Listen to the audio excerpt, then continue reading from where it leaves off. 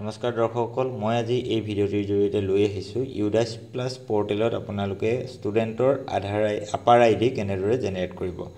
Upper ID generate কৰিবলৈ আপোনালোকে student মডুলত যাব লাগিব। ষ্টুডেণ্ট মডুলত গৈ যেনেদৰে ষ্টেট চিলেক্ট কৰি কৰে, তাৰপিছতে লগইন কৰি সেই প্ৰচেছটো আপোনালোকে স্কুলৰ যিটো ডেছবৰ্ড ওলাই তালৈ যাব লাগিব।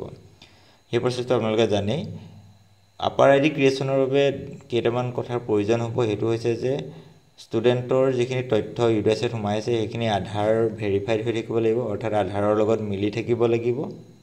আৰু দ্বিতীয় কথা, আমি এই আপাৰ আইডি ক্ৰিয়েট কৰিবলৈ যাওঁতে আপোনালোকে ষ্টুডেণ্টৰ এজন গাৰ্জেন, অৰ্থাৎ পিতৃ মাতৃ বা লিগেল গাৰ্জেনৰ আপোনাৰ এটা আইডিৰ প্ৰয়োজন হ'ব, আৰু লগতে কনচেণ্ট ফৰ্মখনৰ সন্মতি পত্ৰখনৰ প্ৰয়োজন হ'ব। এইখিনি আপোনালোকে প্ৰথমে কালেক্ট কৰি ল'ব।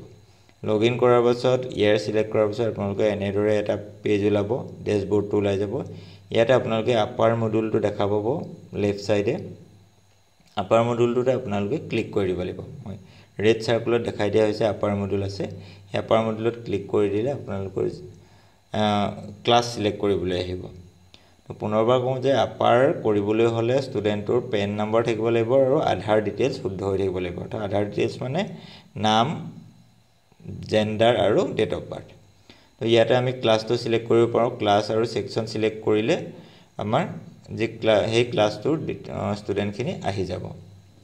এনেদৰে আহি গৈছে, আপোনালোকে দেখিছে। এনেদৰে আহি যোৱাৰ পাছত যিসকলৰ আপাৰ আইডি জেনেৰেট হৈছে তেওঁলোকৰ এই আপাৰ আইডিত দেখাই থাকিব আপাৰ আইডিসমূহ, আৰু যিসকলৰ জেনেৰেট হোৱা নাই, মানে জেনেৰেট কৰিব পাৰি, তেওঁলোকৰ এনেদৰে জেনেৰেট অপশ্যনটো থাকিব।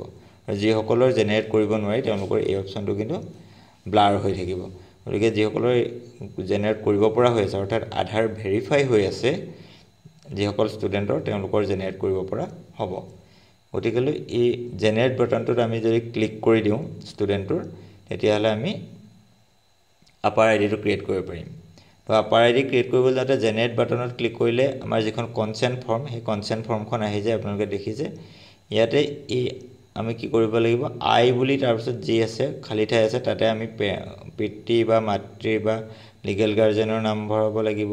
তাৰপিছতে আইডিটো ক্লিক কৰিব লাগিব, ফাদাৰ মাদাৰ লিগেল গাৰ্জেন দেখিছে।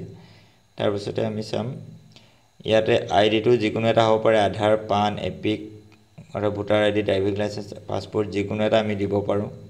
সেইটো ক্লিক কৰি আমি যিটো ক্লিক কৰিম সেই তাৰ নম্বৰটো আমি দিব লাগিব। তাৰ নেক্সট যিটো খালী ঠাই আছে সেই খালী ঠাইটোত আমি নেক্সটটো দিব লাগিব। তাৰপাছতে তলৰ ফালে প্লেচটো, অৰ্থাৎ কি ঠাইত চহী কৰিছে, আৰু ডেটটো, সেইটো দি আমি ছাবমিট কৰি দিলে আপাৰ আইডিটো ক্ৰিয়েট হৈ যাব। ইয়াতে ছাবমিট বাটনত ক্লিক কৰাৰ লগে লগে এনেদৰে মেছেজ এটা আহিব আপোনালোকৰ যে আপুনি আপাৰ আইডিটো জেনেৰেট কৰিব বিচাৰেনে। ইয়াতে কনফাৰ্ম কৰিলে আপোনাৰ আপাৰ আইডি জেনেৰেট হ'ব, যদি কেঞ্চেল কৰে আপাৰ আইডি জেনেৰেট নহয়। তো কনফাৰ্ম কৰাৰ লগে লগে আপোনালোকৰ এনেদৰে আহি যাব ফ্লেছ মেছেজ যে আপাৰ আইডি জেনেৰেটেড ছাকচেছফুলি, অৰ্থাৎ হ'ব। ইয়াৰ পাছতে আপোনালোকে বেক কৰি দিলে আপোনালোকে ষ্টুডেণ্টৰ যিখন আপাৰ মডুল আছে, আপাৰ মডুলত গ'লে আপুনি ষ্টুডেণ্টজনৰ এগেইনষ্টত আপুনি আপাৰ আইডিটো চাব পাৰিব, আৰু অন্য শিক্ষাৰ্থীসকলেও তেনেদৰে আপুনি জেনেৰেট কৰিব পাৰিব। এইটো কথা মনত ৰাখিব, আপোনালোকে কনচেণ্ট ফৰ্মখন ল'ব লাগিব প্ৰতিগৰাকী অভিভাৱকৰ পৰা, আৰু তেওঁলোকৰ এটা আইডি নম্বৰ ল'ব লাগিব।